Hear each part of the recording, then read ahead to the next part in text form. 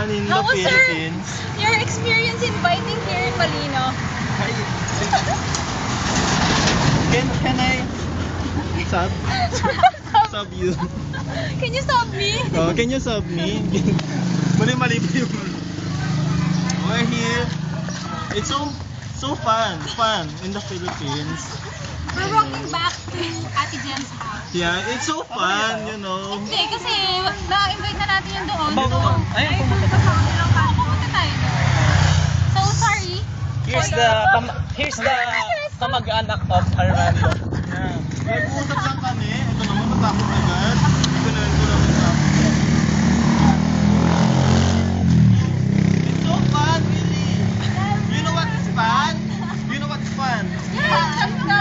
Yeah, and the one who the one which is, you know, electric. Yeah. And you know the bread? Fun? Fun. Ay, ito panduko po.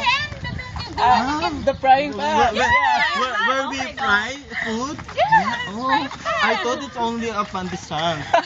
Pandesal. Oh, Rika, you hold it. Okay. You hold my Every food.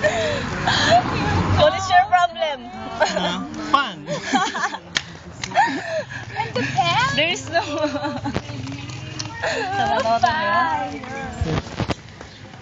Heal my disease.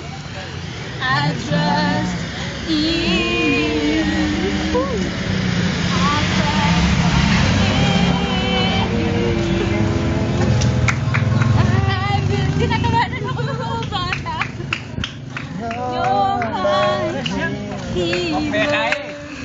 I believe you are. Yan, bibili po siya. Hindi na tayo inumin, pero pagkatingin natin, natanbay.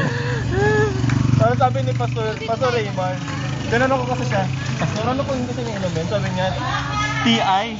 Ano pa TI? Tanbay ay ko. Sino? Hindi ko po. Pastor Raymond. Sabi ko, Mando, you go. You go first. You go first.